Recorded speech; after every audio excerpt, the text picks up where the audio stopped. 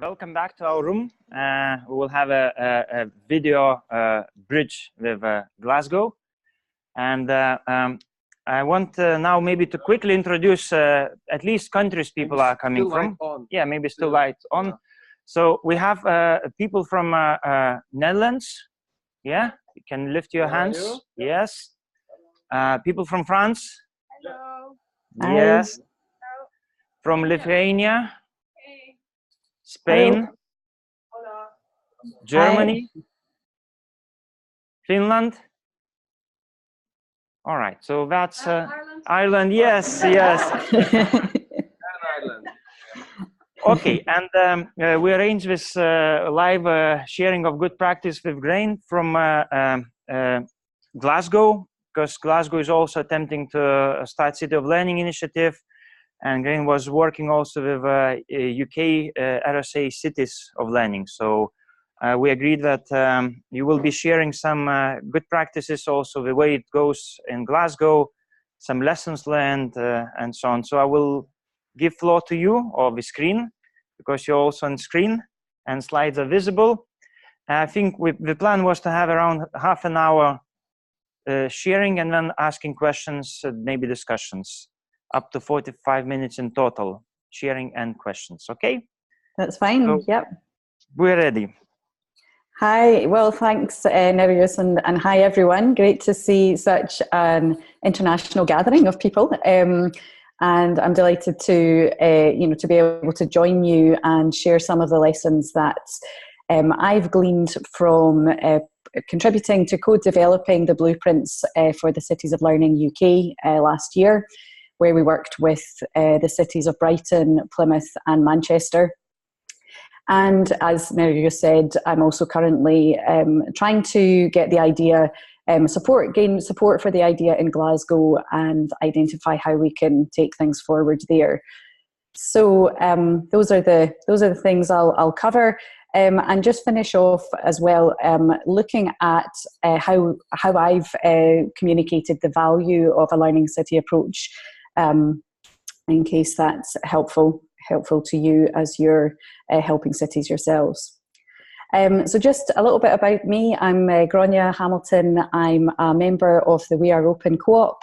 We've all worked in some way in this field, whether it be co-authoring the Open Badges Connected Learning White Paper, developing the badge pathways concepts with the Mozilla Open Badges team, or working with the Cities of Learning approaches. So as a cooperative, there are only 5 of us. We're very interested in the approach, and really interested to see how it's applied, and hopefully see some great outcomes from these approaches.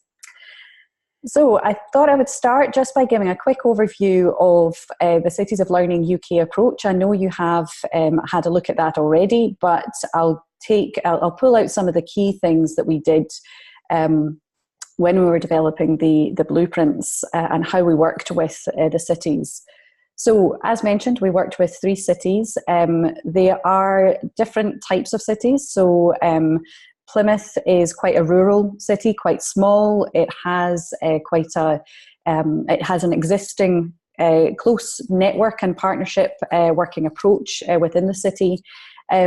We also worked with Greater Manchester, which was a much larger urban city, with all of the challenges and so on that go with that.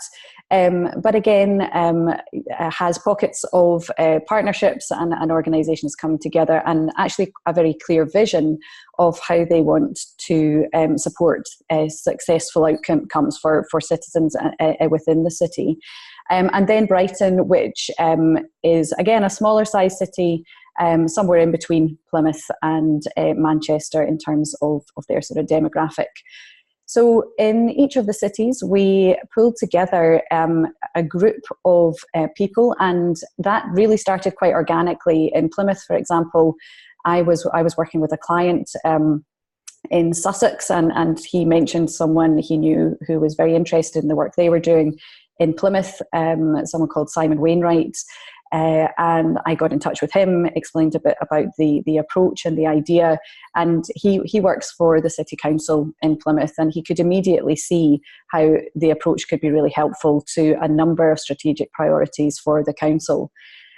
So he was absolutely key and really fantastic at coordinating and bringing individuals and organisations together, helping us to identify key organisations within the city, from the range of employers, formal and informal learning providers, but also charities and organisations that work with people that are experiencing challenging situations, challenging backgrounds.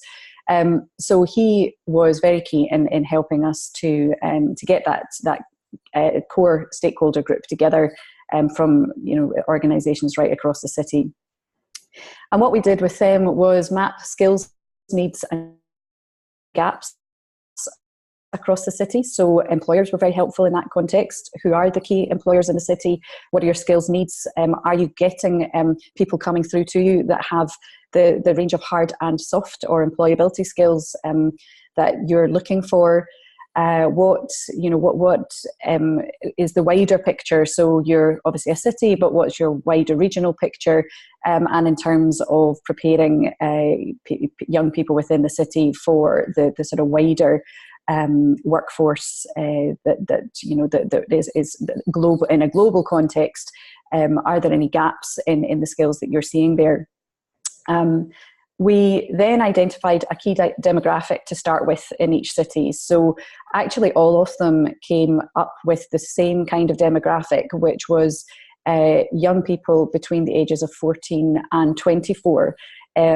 So it was clear that all of the cities felt that some additional support was needed for young people at school kind of age, to help them with transitions into employment or onto further and higher education, or indeed other civic or enrichment opportunities. But there was also the thinking that that group of young people who have left formal education and are just trying to get into the world of work, that they were perhaps being missed out in some way in terms of support. And so up to that age range of about 24, it could be really useful to provide some support to that group as well. Once we, when we had mapped that, we were then able to identify what additional organisations should be involved. And this was all, we got the large bits of paper out, and we had our pens and post-its, and just started to jot down ideas and who we would expect to be involved across the city. And within the Cities of UK approach, there's also this idea of skills spines, which reference different levels. So it references, for example, the OECD 2030, I think it is, skill spine for employability and what young people, the kinds of skills young people will need for the future workforce. And then also looked at the skills that were that employers across the UK were saying were required or missing, and then coming back to the very local. So what are the skills needs within the city itself? So there was that kind of 3-tier skill spine for each city. We also worked with focus groups with young people. So we had the sense, and as we began to work with the core stakeholder group, of who we were going to be starting off with. So something like this, it's a potentially very large undertaking. So starting off with a smaller demographic, smaller group of people was seen to be a good idea. So we had focus groups with young people, and the purpose of those was to let them know about the idea, gain their feedback on it, identify their learning, employment and civic needs and concerns. Where were things missing? What would be helpful to them, and to gain feed into the proposed approach for the digital platform developments. That took a pathways approach, so that was based on work I did a number of years previously with Mozilla to look at what do we mean by badge-based pathways, how could these work in a technology context. And what became clear from that is we presented them with one type of approach, which was a goal-based pathway. So these are the skills and badges you might take to gain a particular goal. But again, if I take the Plymouth example, because they provided a really clear split on what was needed, the young people said they needed, was that some of the students who, and these happened to be students from the local STEM college, so they're all doing science, technology, engineering, math subjects, were quite clear about their goals. They really they all knew where they wanted to go, and they just wanted a bit of help in seeing the pathway to that. But we also had young people who were involved in the arts and from the local arts college, and they were completely the opposite. They really had no idea what kind of career, what kind of path they wanted to take. They just knew they were very interested in the arts. So they were interested in pathways that could stem from them searching for their interests and just seeing what pathways might open up from that. So they were really looking for the technology, the platform, to show them opportunities stemming from their interests, as opposed to starting with the sort of endpoint as the others did.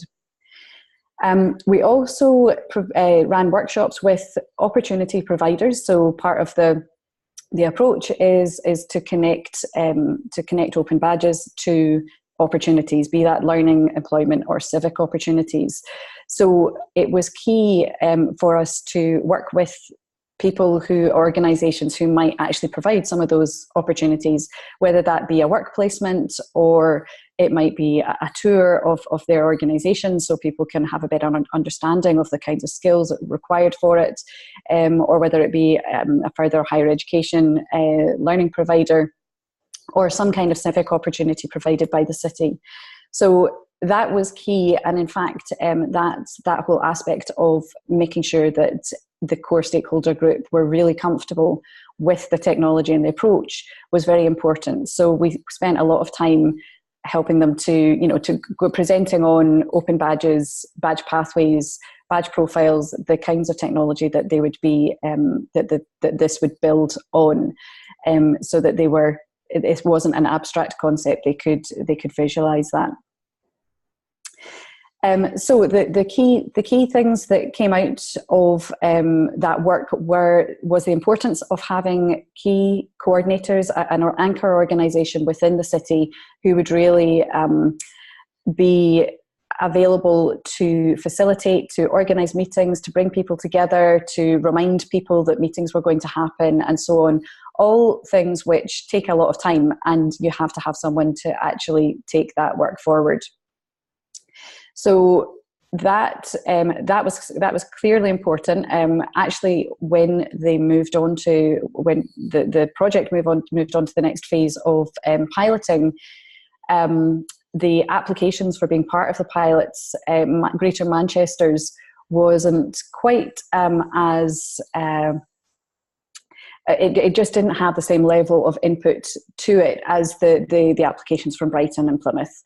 And the reason that the RSA feel that was the case was because actually the person who was doing a lot of that coordination work is now the director of the project working at the RSA. So she now doesn't have that time to put into supporting the Greater Manchester to do that. So that perhaps just points out the importance of having an anchor organisation or an individual to help coordinate the work locally from a local perspective. What also came through loud and clear was that interoperability was very important to all of the organisations. They didn't want any of the technology to be a case of duplicating things that were already there. There were badge schemes and initiatives already in place within each city, and so they were very clear that they wanted the digital platform to be interoperable with those. They didn't want any duplication or wasted or additional effort around that. And also key was that there should be organisations there to support access and engagement from the people who might be most likely not to engage with an educational or learning program. So again, if I take Plymouth as an example, that there was a fantastic organisation called Skills Factory, which works in the city with young people from very challenging backgrounds, and they actually support them to build their confidence and gain recognition for their skills through the medium of hip hop. So completely non-academic. There's no case of failing at it. It's just a way of getting people in to start considering the fact that they have skills and helping them to realise they have skills. Because one of the key findings that has come through in the work that I've done over the years is that if people don't have confidence that they have skills in the first place, you're not going to get them to engage at a deeper level with an initiative like this. And in fact, there's plenty of research to show that there are people who just don't feel they have skills. And of course they do, they just don't know how to articulate them, or they've been told that they don't have skills. So for me, that's a very important point, is that you have organisations that help with those entry points to support people to feel confident and engage in the first place. So in terms of Glasgow, we're at very, very early stages, but I am looking to try and get this idea off the ground in Glasgow. I spoke with a previous colleague about the work I was doing, and she said, oh, that's really interesting. You know, you should talk to this person at the University of Glasgow who was the chair of lifelong learning there. And the idea very much aligned with work they have been doing for the last number of years on learning cities. But what they didn't have with that work is a global project, global work with partners around the world, but they didn't have a technology aspect to it. So he was very interested to hear how we were looking at implementing the technology to support this idea. And from there, he brought in other people within Glasgow University. And it was a kind of that case of people saying, oh, well, you should also talk to this person because they'll be really interested from this perspective. So I have done that. I've spoken with probably, I think we're around about 10 organisations across Glasgow, including the City Council, including all of the universities in the city, some of the colleges, but also employers like EDF, the big energy employer, Cisco, Snook, which is a design agency in Glasgow, has done an awful lot of work with service design across the city, working with various organisations. But also organisations like MCR Pathways that support mentoring to young people in care or care experienced young people. So people that, you know, because of their backgrounds, how their situation growing up, they know may need just that extra bit of support to engage with some of the opportunities that are out there. So a lot of organisations, out of that, a key organisation that this really chimed with was the Children's University, that do a lot of work around place-based learning.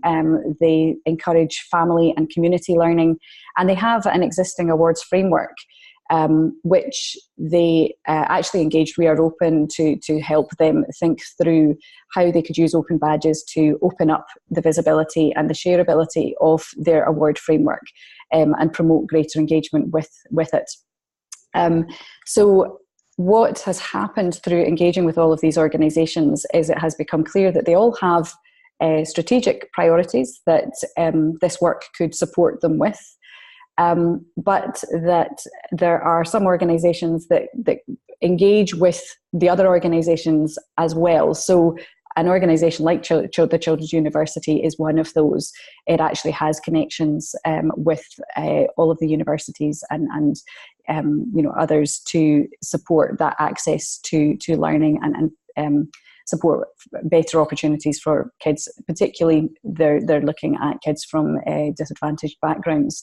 So that was clearly very important to get in touch with the key individuals, identify who key stakeholders were, and identify key strategies. So those are strategies that each of these organisations have to respond to in a national context, but also in a local context with city council, for example.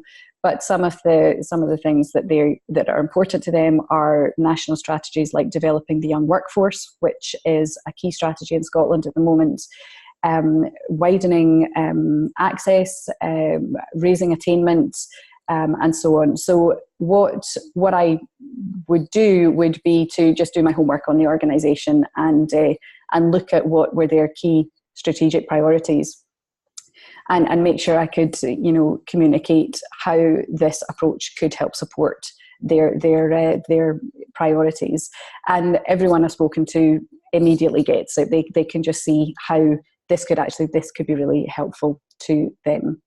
And then that kind of builds on itself as well. So that takes on a bit of a snowball effect, because as organisations hear that other organisations are involved or are interested, then that gives them a bit more confidence as well, I think, to think about how they might engage.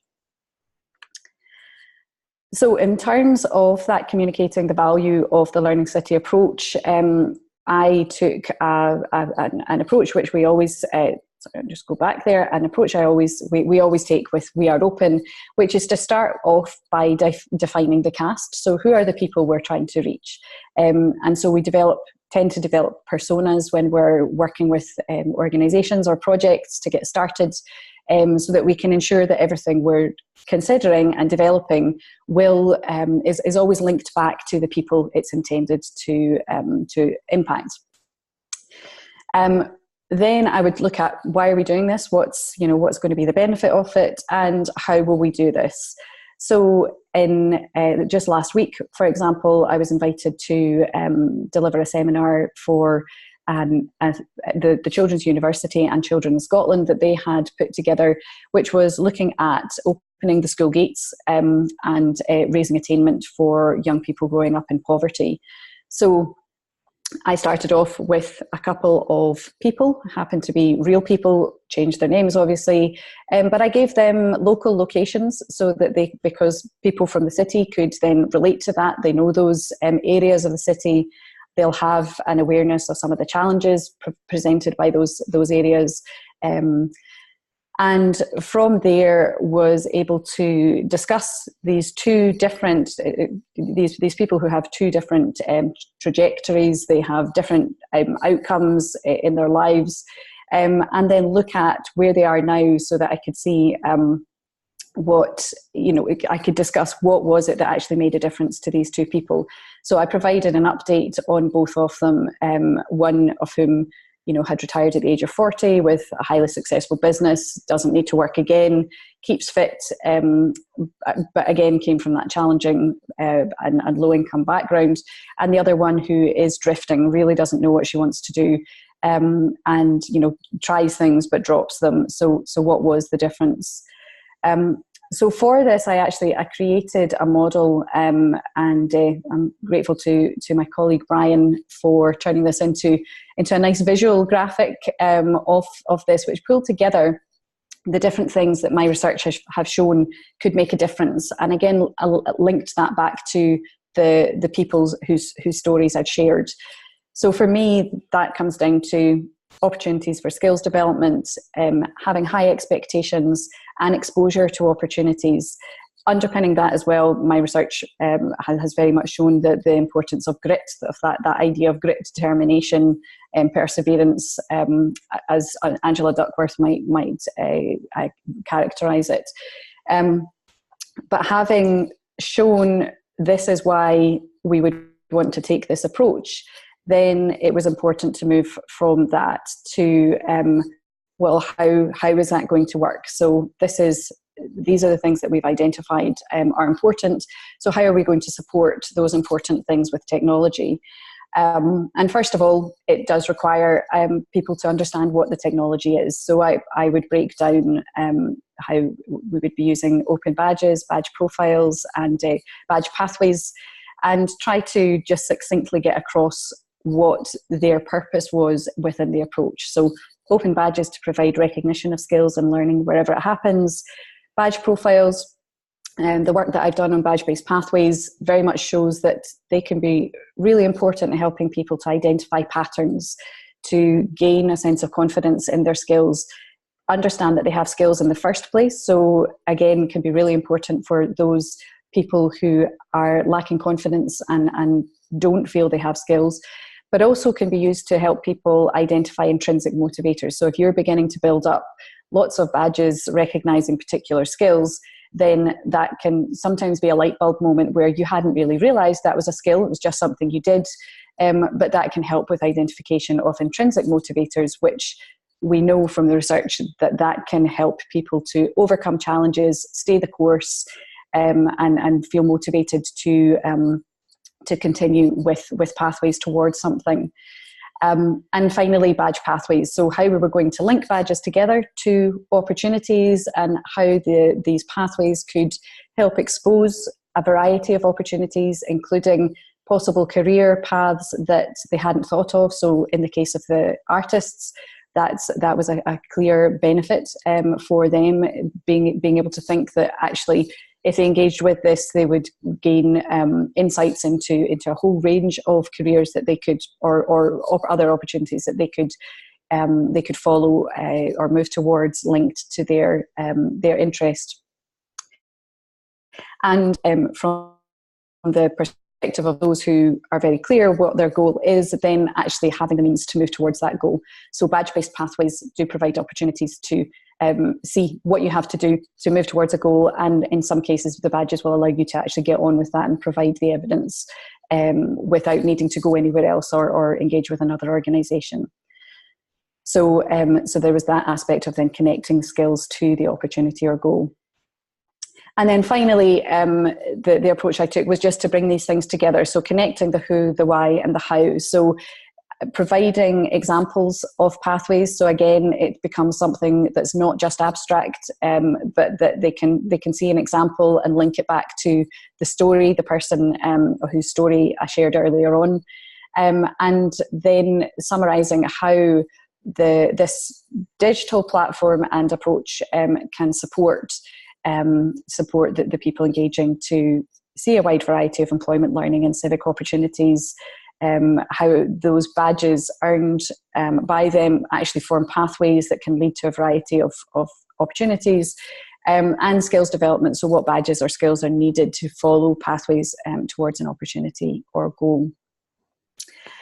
So that's I think that's the end of the lessons really that I wanted to share today. I think the key things are making sure that that people were very clear on why we were doing it, who we were doing this for, and how. And we certainly, with the RSA and in my experiences trying to raise awareness of this idea in Glasgow, that just takes time. I have to meet with people face to face. I have to do presentations. I'm blogging about it and sharing my blog posts on LinkedIn and so on. But it's all what I've learned from that is that is all beginning to take on a life of its own, and then other people begin to obviously do some of that work on your behalf. So happy to take any questions, or if you want me to say any more about any of what I've discussed there, then please let me know. Okay, thank you very much for this input. It's really great to listen to well-reflected, concluded and structured experiences in such a short, compact way. Really good to have you, and I'm opening floor for questions. I have a mic. If I need to voice it, I can just repeat what. Yeah. Okay, so ready for questions?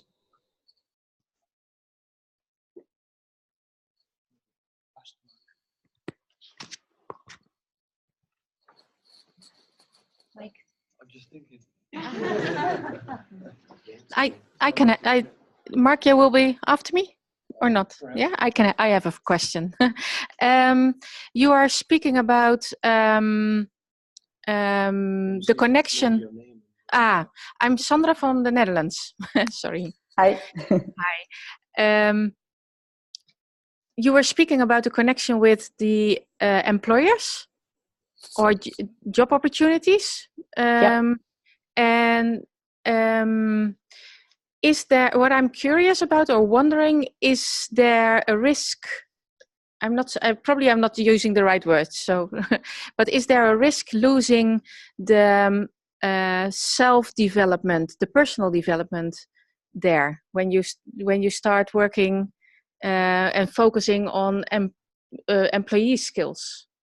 Because I can say where it comes from. In the Netherlands, I hear a lot of people talking about we need to teach young people skills for their job opportunities, but a lot of people, what I see is forgetting the personal opportunities that are there.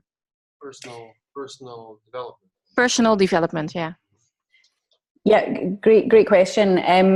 The Cities of Learning UK approach was very clear that the opportunities we would want to link to wouldn't just be employment opportunities. So they would very much also include civic opportunities or learning opportunities. So the opportunities aren't necessarily just going to be employment, although that is quite a strong driving factor for many people.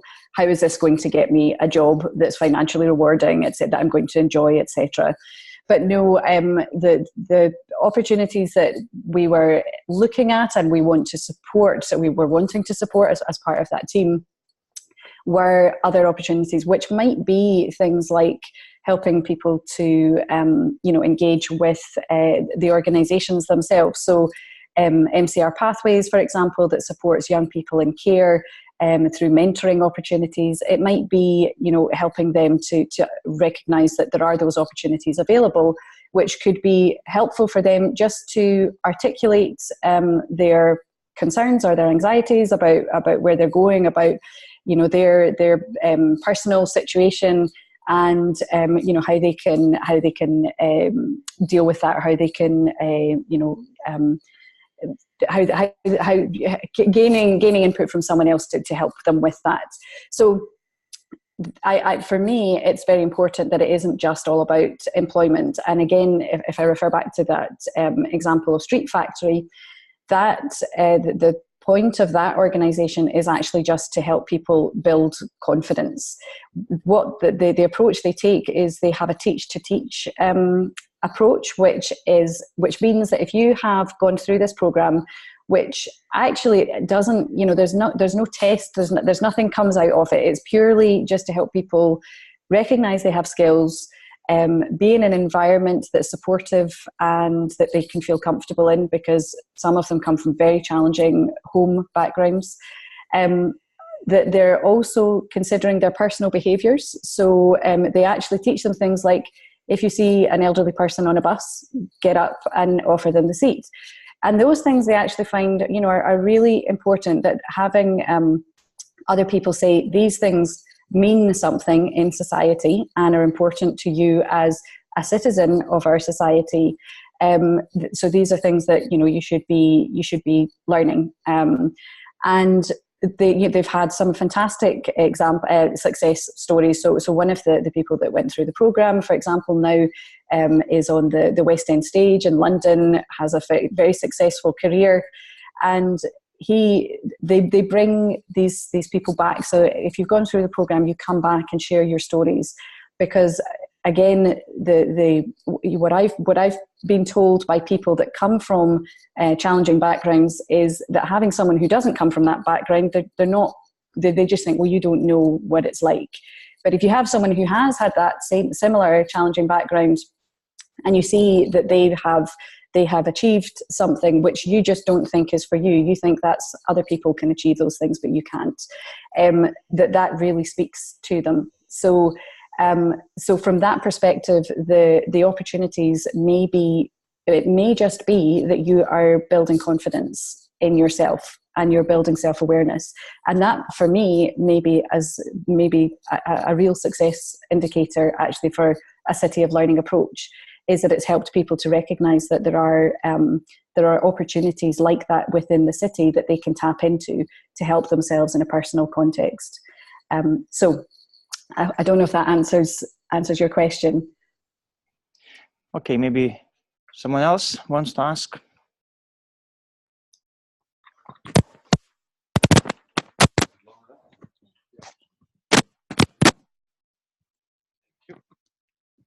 Hello, my name is Mark, also from the Netherlands.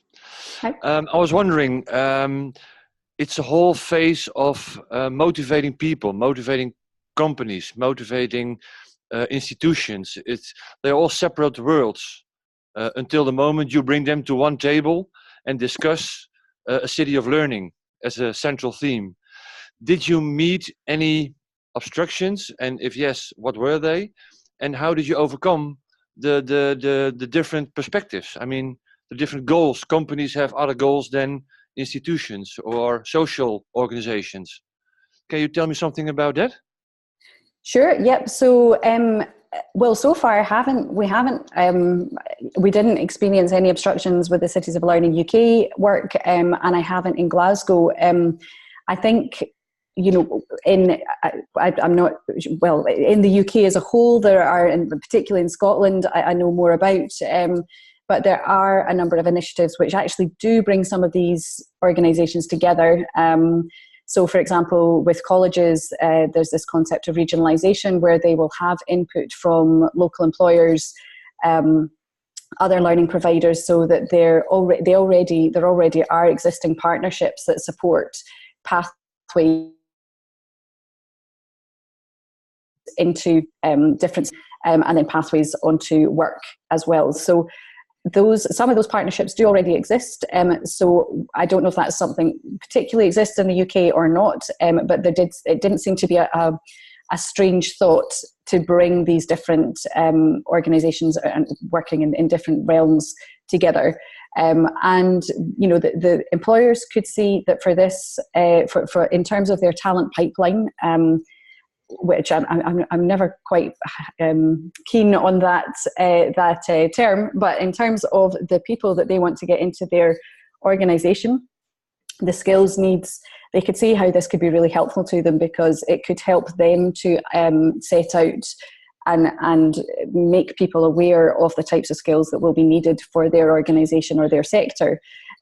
So, for example, I spoke with the head of Digital and Innovation at EDF, and they have recognised that because of the increase in automation and you know, robots being able to do some of the work that currently they need people to do, that will have an impact on the kinds of skills they'll need within the organisation, and they talk about these as being more generalist skills. So skills that we might, again, talk of as soft skills, things like initiative, agency, empathy, curiosity. So those are going to be increasingly important. So they could see, again, this as a way of helping to raise awareness of those skills needs, so that it's not just you want to work in the energy sector, well, then you must have an engineering degree or whatever people might think. And from the learning provider's perspective, it's clearly helpful for them to be in the room with the employers to know that the learning opportunities they're providing are going to lead on to and provide people who will be able to fulfill those roles, because all learning providers want to show how many, you know, the percentage of people that come out of that leave their course and gain employment. And from the perspective of organisations that support people from disadvantaged backgrounds, for example, again, if they can see how this could help people to build confidence in their skills and feel more part of the city, then that was seen as a benefit as well. So, yeah, we didn't come across any negatives in that aspect. We just needed to provide the space and time for those different entities to discuss what was important to them, and then come together as a group to look at what that might mean in terms of the approach. So, thank you for this. We have still time to take maybe last question. Anybody? Netherlands, huh? Hi. My name's Omar. I'm also from the Netherlands. Sorry for that. Hi. I'm just wondering, basically I'm doing a project which sounds a lot like what you've been doing in Glasgow.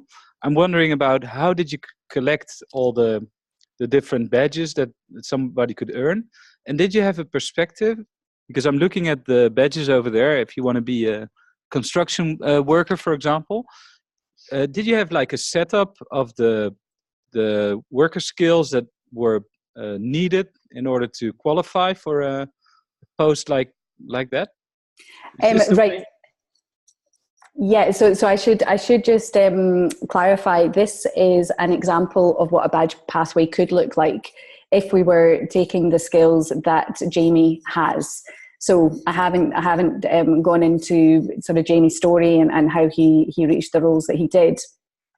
So this was purely used in the seminar I did last week, and I'm just using it as an example here of the kind of thing that I've used, where I looked at someone's pathway towards where they are now, and I broke that down into what, when I was working on the concept of badge-based pathways with with Mozilla, we called badgeable moments. So with that project, which was defining the concept of badge-based pathways and how the technical specifications for platforms that could support that, we took the approach of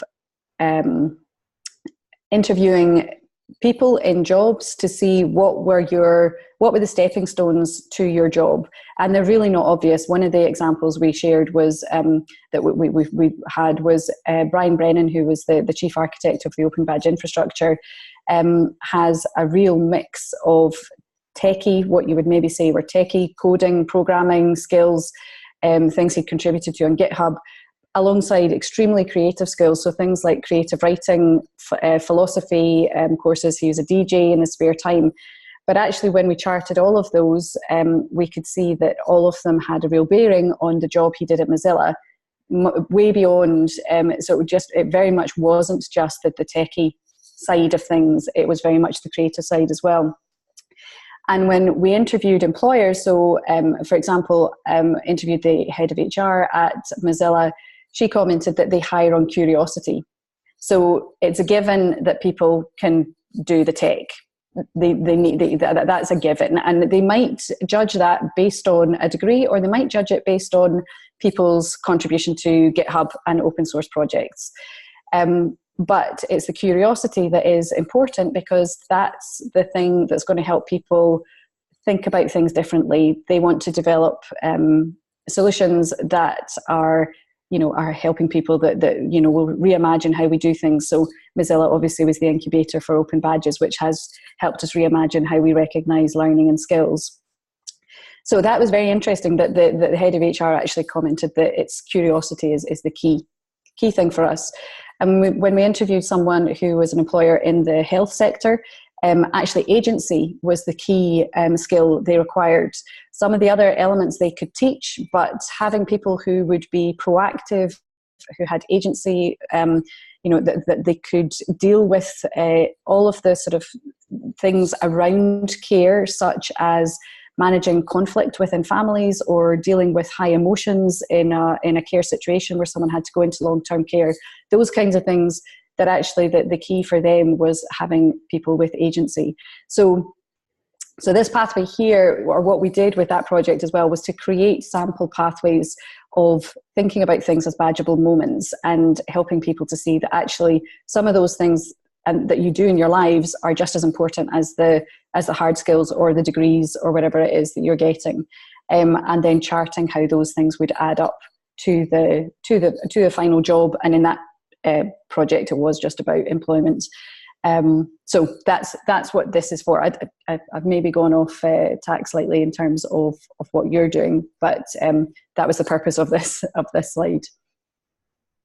Okay, really thank you for being with us, giving, sharing experiences, and maybe for the final thought, what is planned for Glasgow City of Learning, like next things to come?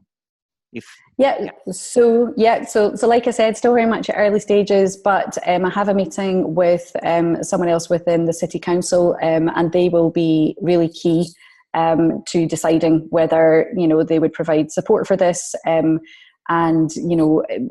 creating sort of links to things that they have going on within the city. So that's actually my next meeting is with them to discuss that. So Okay. Which is Thank you good. very much. And Okay, thank you. close. Oh.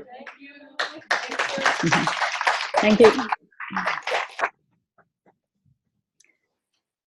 Okay, well, thanks very much. Lovely to join you, and I hope the rest of your event goes well.